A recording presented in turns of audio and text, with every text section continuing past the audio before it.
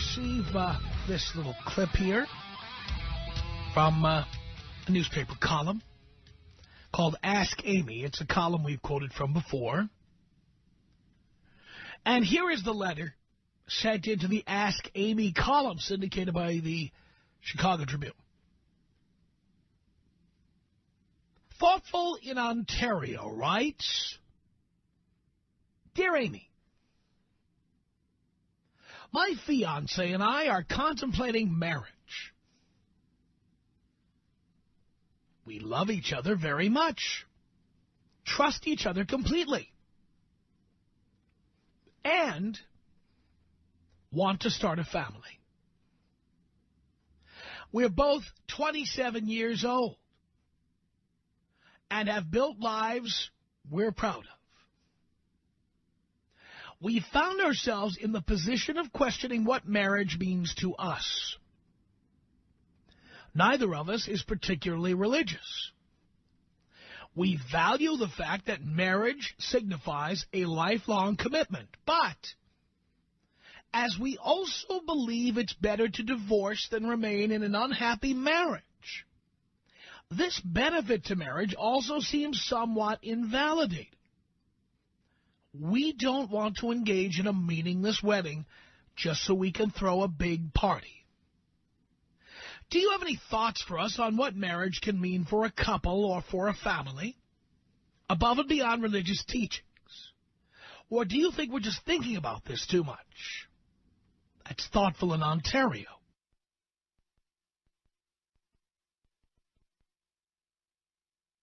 Now, Amy kind of punted. Rather than answering the question completely, she asked readers to write in and give their thoughts on this subject. But why should we wait for them to write in? For God's sake. Of course, the newspaper is about as antiquated now as the Pony Express. Very quaint. Yes, people are going to write in. They're going to take out a pen and a piece of paper, and they're going to write down their thoughts.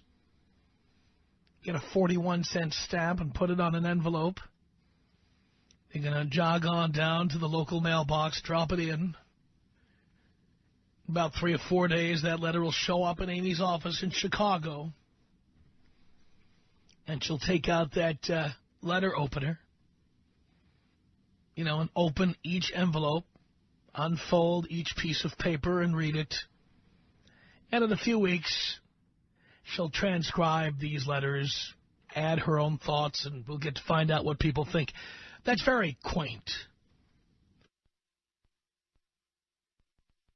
In the Internet era, in the iPod, telecommunications, Facebook, MySpace, YouTube era, this all seems very quaint to me. Writing into the advice column and then sitting home and waiting a few weeks to see if your letter gets published. In an era where you can, have a blog and your diarrhea of the mind can be out there in cyberspace immediately so that anybody can pull it down and read it, should they be stupid enough to care what you think. While we're on the subject of blogs, I digress. Let me just say this to those of you who write blogs. Unless your name is Ann Coulter or Pat Buchanan or one of these ranters and ravers who's on cable TV all the time, let's just say you're the average person posting on MySpace, Facebook, or just your own blog spot or whatever. What makes you think any of us could care less what you're doing or thinking about? The funniest thing to me about blogs is that people who write them think we care. We don't. We really honestly don't care what you think.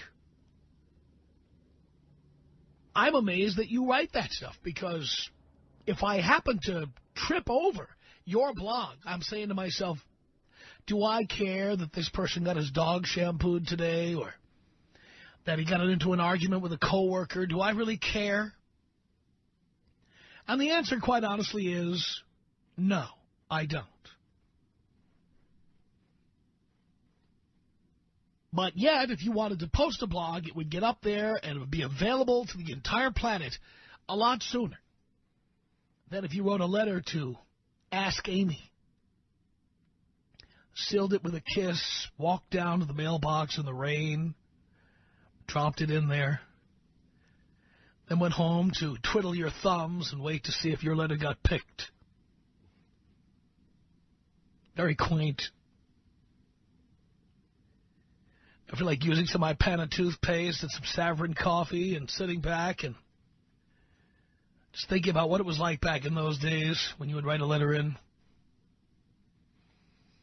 But all right, that was the letter written to Amy from Thoughtful in Ontario, the two people who are remarkably thoughtful at 27, thinking about getting married and wondering, what does marriage mean to us and why are we doing this?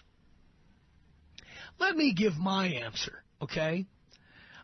You're doing this for no good reason, especially if you're the guy part of this couple. You're doing it because your friends have done it, because your parents are pressuring you. Even having children, you're probably having children because your parents want to be grandparents. I mean, in most cases, we're doing things because I think I'm Jewish, I'm a born-again Christian, whatever. But seriously speaking, I know there are exceptions to this rule. How many of you obtained your religion because your parents, just like they whacked off your foreskin before you knew what they were doing, they took all this dogma you could not or would not understand and just simply shoved it down your throat? And so now you're a Protestant or a Lutheran or a Mormon or whatever you are. Because your parents shoved it down your throat, they forced it upon you. The proof that most of us are not very religious, no matter what we say, no matter what we tell the pollsters and what have you, is the fact that any time a guy finds a good piece of trim, if she says, I can't marry you if you're not Jewish, poof, we're a Jew. Not realizing that, once you marry her, that's the last time you're getting any good sex. But that's beside the point. I mean, seriously speaking, how religious could you possibly be if when you meet and fall in love with somebody, you become another religion overnight? Today I believe in our Lord Jesus Christ, and I go to church and I ask his forgiveness, and I go to the confessional booth and I get down on my knees and take some wafers and stuff, and then suddenly the next day, bam, no pork.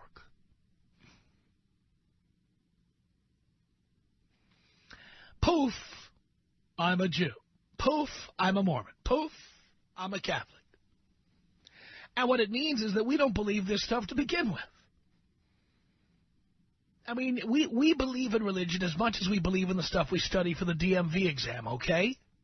You study for that written DMV exam because you need a driver's license to drive. Do you really care about intersections or speed limits or any of that stuff they make you study? No, you couldn't care less. And you'll forget it the minute you get your driver's license. That's why you get all those tickets for things and you say, I turned on a red light because I thought it was a right turn on red. I didn't know you have to stop.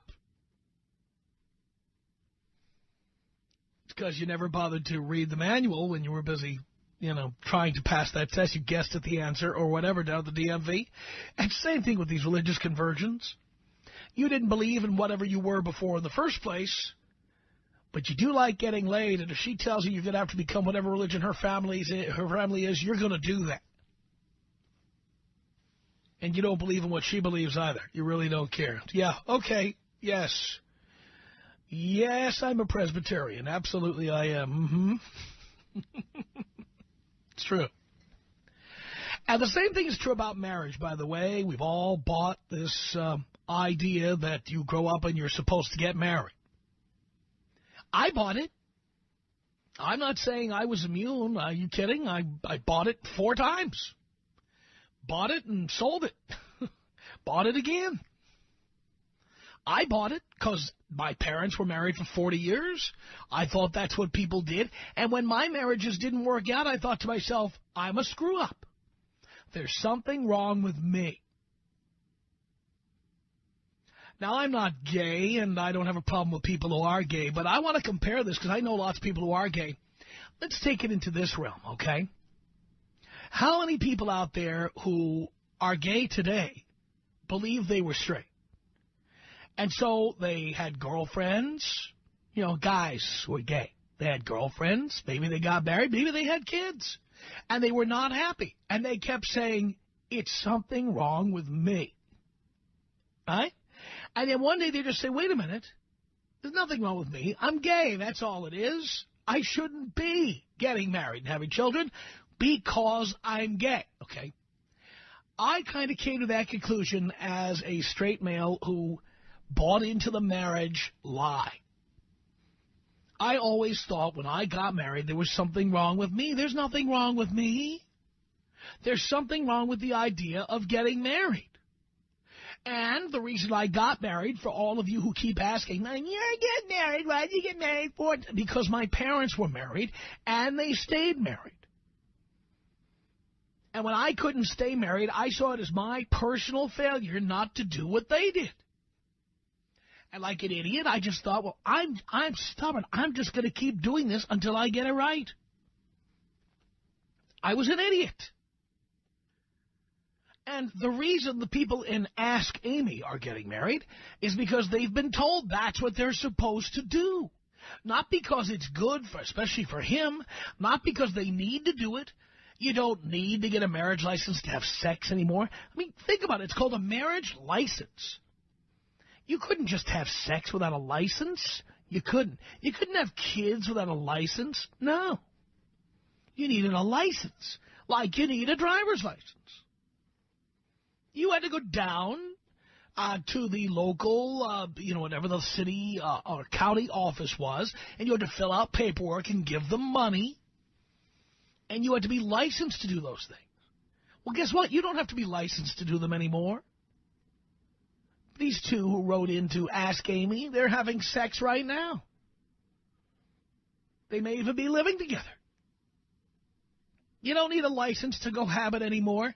You know, in Arizona, I lived in Maricopa County back in the 80s. Do you know the law in the 1980s in Maricopa County, Arizona? Cohabitation illegal. And when I was doing my radio show at the time, I moved my girlfriend in with me, and I defied them to put me in jail. They didn't. But it was illegal. The point is, all this stuff, getting married, living together, having babies, having sex, you needed a license to do those things. And even though we still have marriage licenses, you know, marriage licenses have about the value of a dog license. How many of you have a dog license? Come on. How many people have gotten a ticket for their dog not being licensed? Don't, please, the three of you don't call in, all right? Stop. And the bottom line is most of us don't get dog licenses or cat licenses. And where I'm sitting right now. The bottom line is that you don't have to get married. There's nothing in it for you. You're not religious, so you don't buy into that hook, line, and sinker. Why would you buy into this? You don't need to do it. Do you? Tom Leykis. Screw this other stuff. Just talk about sex. Oral sex. The Tom Leykis Show. The Tom Leykis Show. Thank you for tuning in. We are at 1-800-5800-TOM. Seriously speaking, are there any reasons why we need to get married? That was a question that was sent into the Ask Amy column. And I'd like to find out what you think at 1-800-5800-TOM. Let's say hello to Nate on the Tom Leykis Show. Hello. Hey, Tom, how you doing? I'm okay. Right on. Good to hear it. I was just listening to you before the last break, and I thought it was pretty interesting. You drew a parallel between, needing a license to drive with a marriage license. Right. Isn't it funny how kind of, like, even with driving, there's some preparation required to get licensed? You have to take, driver's ed and driver's training and have a certain amount of, hours behind the wheel and be familiar with, the rules and regulations of the state in which you live. Yet with marriage, like, there's no screening process or, like, preliminary training required. So you've got people who get married who don't know how to raise kids, and they might be totally, codependent and emotionally screwed up and not really be in the, the capacity to maintain a healthy relationship, yet they can get licensed, without any credibility to begin with. Absolutely true. You don't need any qualifications. All you need is whatever it is, the $70 or $80 it takes now to get a marriage license. that's it. And the divorce rate's just, what is it, like 60% or something like that? It's something crazy. It's out of control. So why do it in the first place? No, that's what I've been telling people for years. Yeah, it's a trip, man. I mean, I guess some people need the, you know, the symbolism of it. I guess. I don't know. Somehow it kind of makes the commitment more set in stone, but I can't see any reason to do it without the, you know, prenuptial agreement if you absolutely have to do it, you know. No, it makes no sense at all. I just simply don't get it. But don't you think there should be some sort of, like, training, marriage training, or, like, you know, child rearing? Well, whether there should be and whether there is are two different things. Right. Right? Yeah, absolutely. I mean, let's face it, we don't require people to study up to have children. We don't require people to study up to do all kinds of important things. Right. Like getting married and giving attorneys lots and lots of money. Oh, you don't need training for that. Right. It makes no sense, man. Not at all. Cool. Well, by the way, I'm looking at the screen here. I don't see any women calling it. It's all guys. Oh, really? Yes. So when you try to get a woman to call in and say something logical, good luck to you. Yeah, right. All right, cool. Totally outrageous. Thank you. Appreciate the call. 1-800-5800-TOM is our telephone number. No women on the line, but we do have Dave on the Tom Leykis Show. Hello. Hey, Tom, what's up? Not much, Dave. Long-time listener, first-time caller. Thank you. I have to apologize to you, though. Why? Because I haven't learned my lesson yet. What'd you do? I'm married again. Why did you do that? Because it was just so good, and I thought I had to have it forever.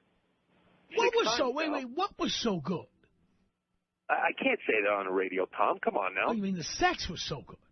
Well, that and some other things, yeah. But I'm on number 6. See, that's what the problem is. All right, you're on number 6.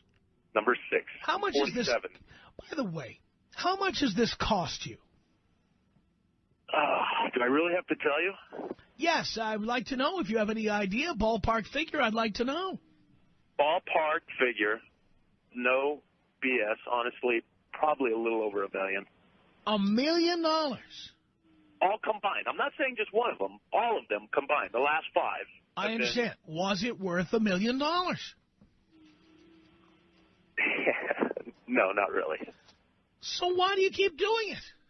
I don't know. I heard what you said when you started the show. You said you were convinced that this was the right thing to do. Your parents did it. They stayed married forever, and so you kept doing it because you were getting it wrong. So you had to get it right. There has to be a right formula. There has to be some sort of algebra equation that would allow it to work. You just have to find the right person. But I'm getting ready to go through my 6th divorce, and I'm thinking that maybe there's no equation, and at 47, I think I'm done now, and you think you're done? Wait. Okay, you think you're done? I rephrase. I'm done, I swear. Don't you control? You know what? Don't you control yourself? I took control. You know what? It's taken me this long to, like, actually figure it out. And you know what? I've listened to you for years. I lived in Phoenix. I used to live in Levine, if you know where that is. I do. And, back in the 80s, I lived there. I heard you on the radio there. When you were talking about you dared the cops to arrest you, I remember those shows. Mm-hmm. And I told myself, wow, this is just funny. This is all entertainment. What a great show. What great entertainment this is. Oh, yeah, let's go get married, baby. Vegas, 2-hour, 3-hour drive. Let's go. It's over. Me and you forever. Doesn't work that way. I'm on 6. I'm getting ready to end 6. And that, I guess, it's taking me to my 6th one to figure that out. How much is this divorce costing you? Right now, we just got started, and actually, we got started about 4 months ago, so just got started is kind of a relative term, I guess. But right now, I'm probably about $50K into my attorney. She's about $50K into her attorney. Of course, the money is all mine, so I'm $100K into attorneys right now. Initially, I guess I should say, was supposed to be an equitable resolution to our dissolution of marriage. However, about 2-3 months down the road, and a lot of girlfriends of hers going out and partying and giving her advice, she's decided now she doesn't want an equitable or a They never resolution. do. Haven't you learned after 6 times? Here's what happens. She talks to you about it, and she says, if you're fair to me, that's fine. I don't care. I don't want to make this any messier than it has to be. Then she goes to the attorney's office, and the attorney says, are you kidding? Do you know how much you could get? And so all of a sudden, she starts telling you, well, I want something fair. This isn't fair. What you're offering isn't fair. It's not fair. And the agreement you thought you had goes right out the window. No, you're right. I'm not arguing with you, Tom. I'm an idiot. I'm dumb. I know it. I'm hoping. I'm praying that some young man out there, and I consider anything younger than me a young man, I'm praying and hoping that some young man out there will hear what I'm saying and will look over at the girl that he thinks he wants to spend the rest of his life with and go, you're nice to bang. I can say that on the radio, right? Yes. You're nice to bang. You look good. And, it's been real fun, but I think I want to bang Susie now. See, if I would have lived what I've listened to you say for years, I probably could retire right now. And you've been listening to me for over 20 years. Over 20 years, my friend. I don't learn. You know what my problem is? Here's what my problem is. I get tied up with a woman, and she tells me everything I want to hear, and I think it's different this time because she said the same thing, but she says it differently. And she blinks her eyes in such a way that I've never seen before. And, man, that beautiful morning sunrise sex and all that, it's all great. But then once the ring's on and once the license has been granted, things start changing. My only saving grace, and I don't really want to say that this is a saving grace. I have 3 beautiful children by their first mother. I never had any other children with any of my other wives, but I've got 3 beautiful children from my first wife. And those kids are my life, and they love me. They support every decision I make, whether they agree with it or not. They support it. And trust me, there have been a lot of disagreements because there's been a lot of women. $1 million, Dave. Over $1 million, Tom. Over $1 million. And once I'm done with this one, it's probably going to be close to 2. And if you look at that $2 million over a 25, 26-year time frame, if I would have just had even half of that into any stock or bond or oil company, I could have retired by now, man. I'd be living somewhere in the Bahamas banging hot babes all the time. But now I'm dealing with my last and final, and this will be my last and final. Like I'm not a sharp guy when it comes to chicks, and I've learned my lesson though. I'm done. I'm done with marrying women. There is no good thing that comes about it. It's only caused me money, pain, and mental anguish. Just bang them, young men. Don't marry them. They're not worth it. It's not worth it. I'm sure that there's a lot of guys out there that disagree. I'm positive there's quite a few women that disagree, and I beg one woman to call now and argue my point and say that I'm wrong. I beg it, but it's not going to happen. You know why? Because I'm right. You're right. They know it. And the chicks that call that do know it have intelligent things to say on your radio station like, I just want to bang him. I don't want to marry him. Those are the women I need to meet. The women I've been meeting are the ones that go, oh, look at this guy's got a little money. He's got a little dough. He's got some nice house, nice cars. Oh, look at that boat. Oh, Harley, I got to have this guy. It's not worth it. It's not worth it. And I know, Tom, you can berate me, please. I hope you do. I've made dumb decisions when it comes to women. And you're sure you're not going to do it again? I don't know how to tell you how sure I am that I'm not going to do it again. It's not happening again. This last one, is none of them have been fun, but this one's the worst. This is the worst. She wants everything. She wants all the money that I'm making now. She wants all the money that I'm going to make in the future. I own my own company, so she wants half of that. She wants half of everything that I make until the day I die. And you have more now, even after that $1 million plus you've spent, you have more now than you ever had before, so there's more for her to take. Much more. And, it's I wish there were other options. I heard a story the other day about some guy, and I don't know if it's true or not, some guy that took and kidnapped his girlfriend, took her over the border to Mexico, dropped her off with the hopes that she'd never come back. I was kind of hoping that I could get that guy's number and I'd pay for his airfare to take mine over to Pakistan or something. Oh, yeah. Oh, yeah.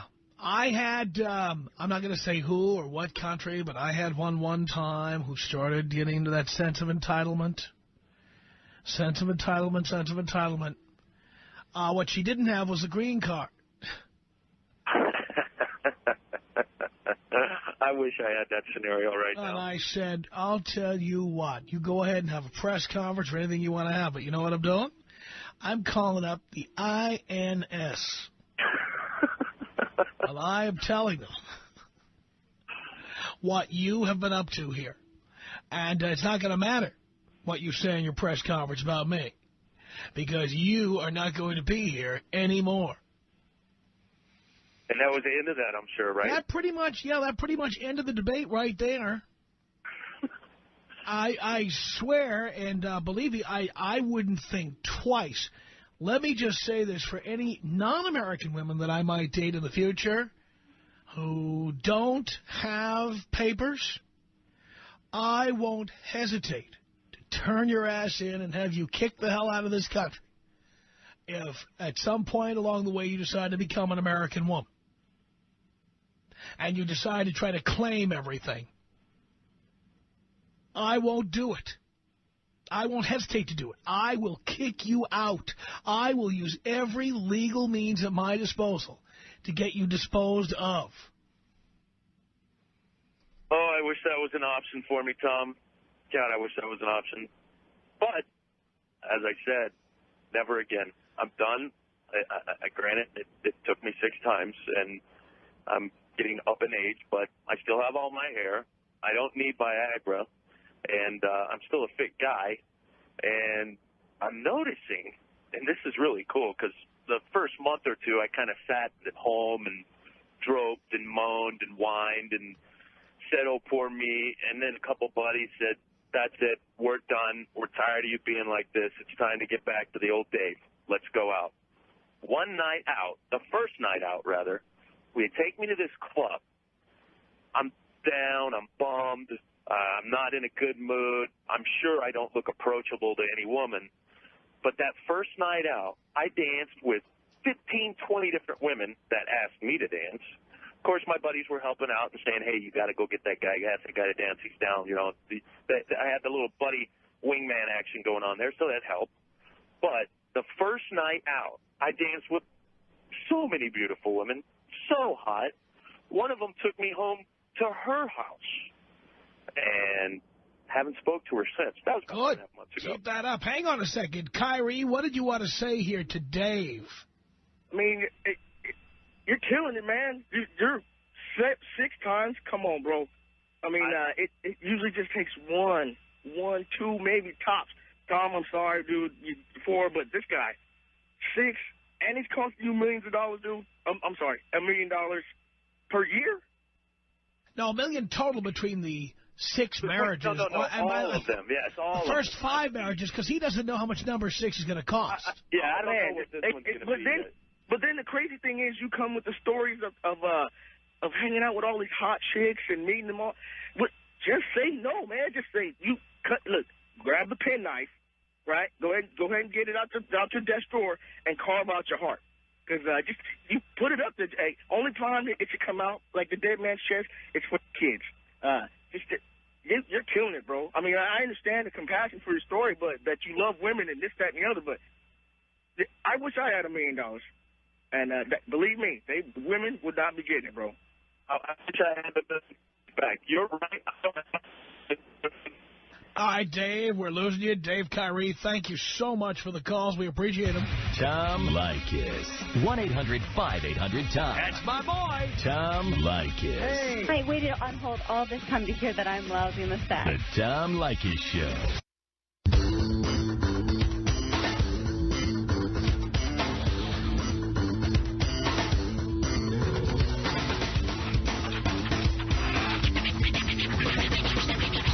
From Hollywood, yes, boys and girls, it's the Tom Leykis Show.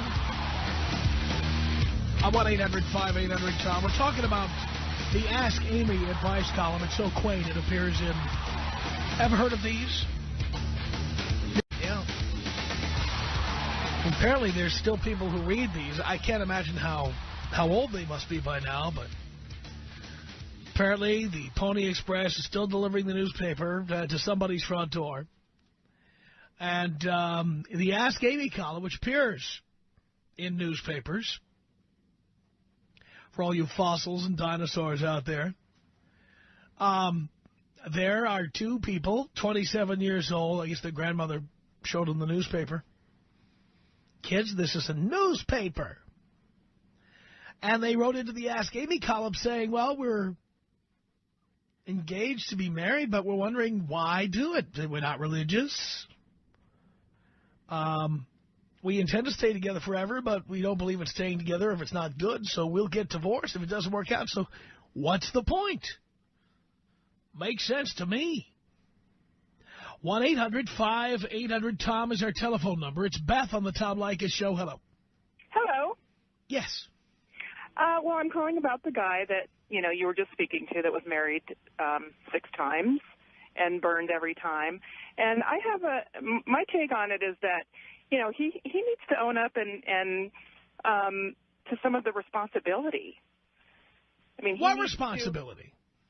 Well, I mean, women don't fall for people that don't encourage them. I think that, he had to encourage these women to fall for him and marry him.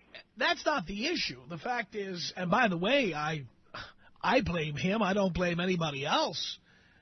And I think he blames himself. But for whatever reason, he, probably like me, was raised to believe that this is what adults do. And so he did it. Well, I mean, he keeps trying. Obviously, he likes something about being married. Like I said, no, I don't think that's necessarily true. He probably, like I, said when a marriage failed, it's because of a failing within me. And so he, like me, went out and did it again and believed that it's just a matter of, if he does it right, ultimately he will be... he'll be richly rewarded with that wonderful life his parents or his grandparents had. Right. Well, I understand that, and I also The reality is that marriage has expired. It's done. It's toast. Right. Well, I don't disagree with that. I think he probably should never be married again. But I also think that, men need to be honest with women right up front. Honest about what? If a man would come, clean to a woman... Wait, stop. Honest about what? About not wanting a relationship, like just saying, I'm in it for the sex. But wait a minute, but there's an in-between. There are people who want to have a relationship who don't want to sign a contract. Okay, well, why not say that? Because... Why not? I mean... Well, women will either stay in or not stay in a relationship if somebody is honest and upfront about it and says that. Well, I say if you don't ever intend to get married, just date people, and then when they get tired of it, they want, quote-unquote, a commitment, let them go down to the IT department and pluck Poindexter out and marry him. Well, after they've dated me. Well, I do. I agree with that, but I think a lot of women wouldn't even go the next step with a man if he was honest and just said, look, relationships, long-term relationships don't work for me. I'm in it for the now, and I think there are plenty of women that would go for that. But even if the women would go for it, there's very few women who will cop to that, at least in the beginning, because of this fear women have of being branded as sluts. I've been there, and unlike you, I've dated women. And I've had the conversation. And if you try saying that to women, they run the other direction, even if they ultimately just want to get laid themselves. That could be true. So the trick is you have to just simply date them. Don't get into the conversation. Right. Avoid the conversation for as long as possible. And then when they finally corner you, just say, I don't think that's happening anytime soon. And then they can decide to stay or go. Yeah. Well, I agree with that. I think that, but I listen to your show a lot, and I hear a lot of men that I think probably encourage women to get in relationships and work really hard at it, too. And then, after it doesn't work out or something, just act like they weren't in it for the relationship, or they had nothing to do with encouraging the woman, where in fact, you have to agree, Tom, that they probably had a lot of responsibility in encouraging the relationship. Yeah, but they encourage the relationship because they believe, based on what women tell them, that the women won't have sex without a relationship. And the women say they won't have sex without a relationship because they don't want to be perceived as sluts. So what guys have to understand is pay no attention when a woman says she wants a relationship. A good example of this, we did a show recently about the fact that 1/3 of all women on online dating services have sex on the first date. But if you read Match.com or Yahoo Personals or JDate or any of those, how many women are saying, looking to hook up, write to me now? They don't say, they have pictures of their puppy dogs and their kitty cats, pictures of sunsets. They talk about holding hands in the sun and making plans together. They don't say, haven't gotten laid in 3 months, thought I'd try online personals. So guys believe what women are saying. Instead of realizing these women just feel like they couldn't admit that what they need is to get boned. Well, and women believe what men frequently will say, that they don't want to just have sex, they want a relationship. And then later on you find out they would have just boned you, for Christ's sake. The Tom Leykis Show.